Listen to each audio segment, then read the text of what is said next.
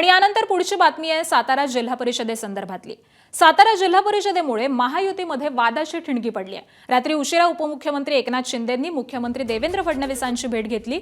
जिल्हा परिषद निवडणुकीतील प्रकारावरती मुख्यमंत्री देवेंद्र फडणवीस हे नाराज झाल्याची चर्चा आहे। निवडणुकीमध्ये शिवसेनेकडून करण्यात आलेल्या राजकीय खेळी आणि शंभूराज देसाईंनी केलेल्या आरोपांमुळे मुख्यमंत्र्यांची नाराजी झाली आहे।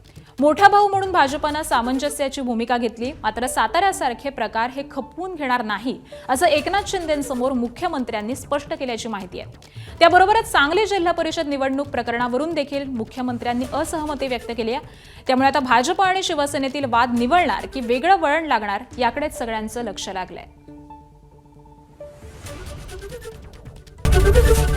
एबीपी माझा, उघडा डोळे बघा नीट।